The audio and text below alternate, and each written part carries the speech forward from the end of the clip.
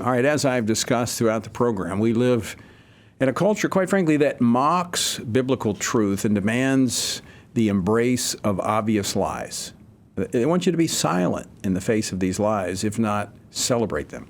Well, nothing less than full support of this is acceptable to the transgender crusade.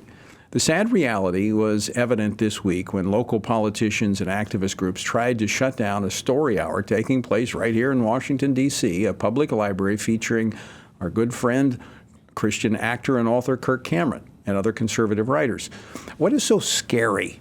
What is so scary to them about Christian authors reading books?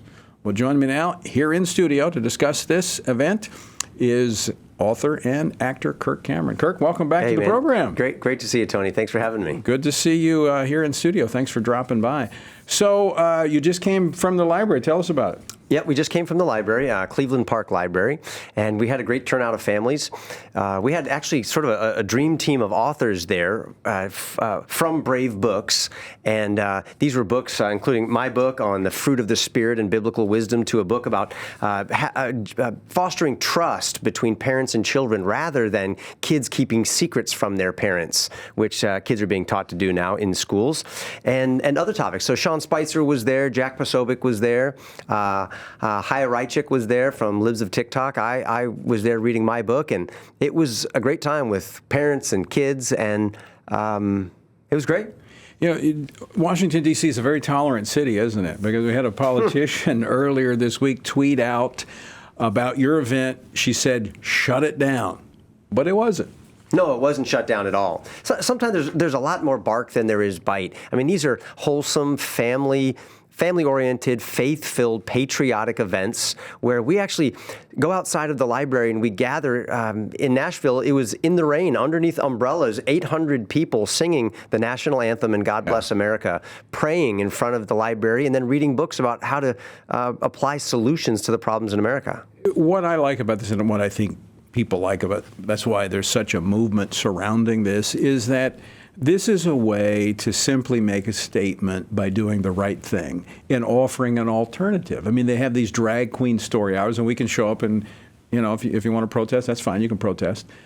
But rather, why not do something positive? Why not provide the alternative, i.e. the truth, to these children, which is exactly what you're doing, and people are responding in a very positive way. That's exactly what I'm trying to do. And as I travel the country, I recognize that this cultural moment is requiring us to provide solutions, not just talk about more problems. That's what people want. It's what they need is solutions. And so I'm trying to provide some inspiration and encouragement that drives positive action.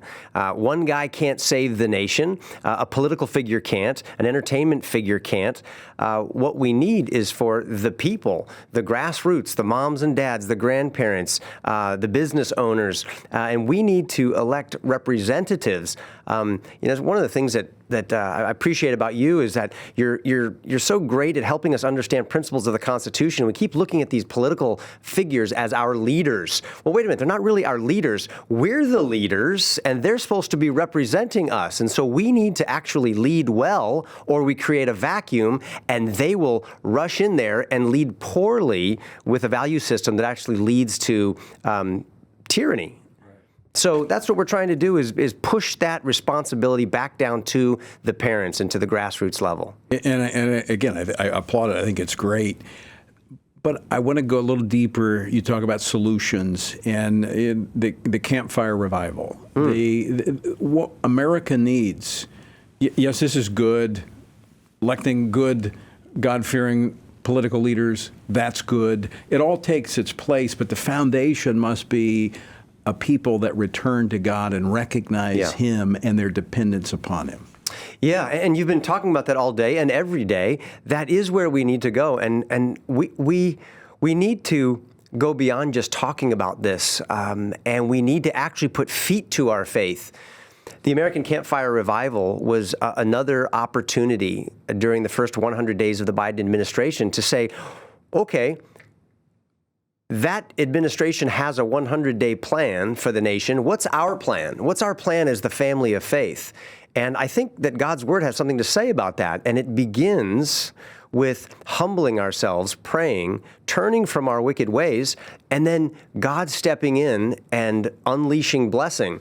And that brings me great hope, because if my hope was that every pagan leader and force of darkness in the country was going to get converted in order to save the country, I don't know that I'd have a whole lot of hope. But what God says is that, no, don't worry about them. If my people, if you get it right and get your eyes off all of these other distractions and turn them back to me and walk in my ways, I will push them away.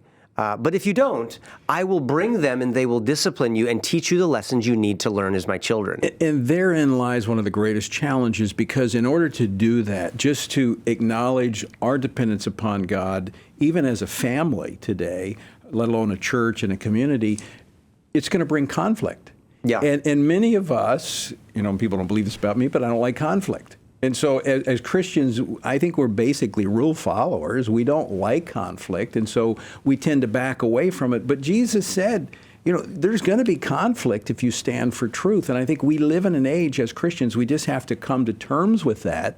That it doesn't mean that we're, that it's a bad thing. Sometimes conflict leads to resolution and results. I think that's exactly right. When I think of our founders, they weren't rioters, they weren't insurrectionists, these weren't rebels. These were men and women who so valued individual liberty under God, they so valued a future that would allow their children to have religious liberty, economic liberty, political liberty, that they were willing to do the thing that they hated to accomplish what they wanted, which was to secure their God-given rights to their children. They didn't want to do this. This was a last resort. They understood the biblical principles of resistance to tyranny. They read Lex Rex. They understand that there are lower magistrates that apply first to conflict, but eventually you get to the place where there is no other appeal but an appeal to heaven, and there must be conflict. And when that comes, we stand firmly on biblical truth. And it could not be clearer to me in this battle over human sexuality as God has designed us and created us to be. Not only is the Bible very clear on this, science is clear on this, and we should not hesitate to stand for this truth. Yeah, we have to. If we don't stand for the basic building blocks of the family and the distinction between male and female, what will we stand for? And if we won't stand for the responsibility to protect the hearts and minds of our children, our toddlers, then when will we ever stand? And so that's why I've written this book, As You Grow. That's why I'm going out across the country reading in these public libraries. I'm trying to be one candle that lights a torch that can spread into a fire in the hearts of parents. I want to see a great awakening in this country, and my hope is that the Bible and history tell us that it's during times of moral decline, spiritual apathy, and economic collapse that revivals take place. So I believe, Tony, that this national setback we've been experiencing is really a divine setup for a spiritual comeback led by the family of faith. If we respond. That's right. Because you're right. Everything that people trust in is imploding. And so if we lead the way, I think you're absolutely right. It is set up for a return to God. All right, how can folks keep up with what you're doing, and how they might? What's next on the schedule? Where will you be next? We'll be going to Scottsdale, Arizona next for another public library reading of this book, As You Grow. And you can find out more about our library readings at bravebooks.com. You can sign up for the Book of the Month Club. It'll bring one of these books. There's many in the series to your door every month. And you can follow me on Facebook. That'd be the best place to check out what I'm doing. When's Scottsdale? Scottsdale is going to be, I believe it's April 13th, 14th, 15th, somewhere around there. Good. I tell you what, again, Kirk, I appreciate what you're doing, and you didn't have to step out here in the not so friendly world, but it's making a difference. It really is, and you're giving people hope. You're inspiring them. And we're seeing other pastors. We're seeing pastors now take this idea, because we've had a number of our pastors who have done that, taken this idea and said, you know what, we can curse the darkness, or we can turn on some light. And they're getting space in the local library, and they're reading Christian books. Some are reading your book. Some reading the Bible. And that's where I think we ought to be right now. Yeah. Absolutely. Getting out of the four walls of the church into the public square.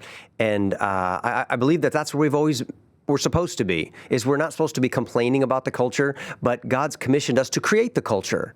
And when we don't, others pick up our playbook and they start training up our children in the way they should go, when they rise up, when they walk along the way, when they go back to sleep.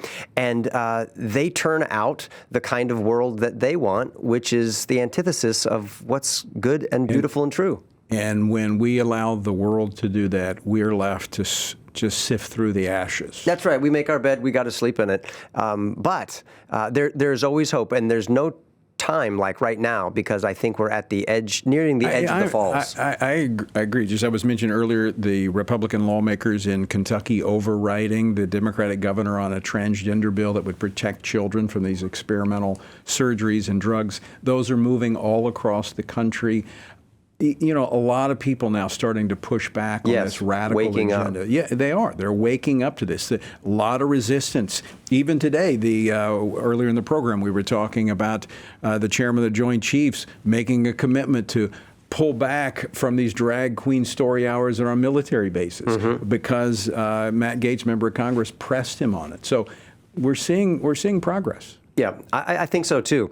At some point, you realize that this system doesn't work. It's not delivering on the promises that it makes of some socialist, communist, Marxist utopia. People don't understand those terms yet, but the more and more they see of what the world is becoming, people are sort of wanting to hit the brakes and say, wait a minute, and now they're listening more to you. They're listening more to the people who can tell them what's going on, and what we need to continue to do is provide solutions, not just peddle fear for ratings and profits with our media programs, but actually provide solutions people can do. Hope, truth, and a way forward. Kirk Cameron, thanks for stopping by. Thank you, brother. Always good to see you. Thank you. You too.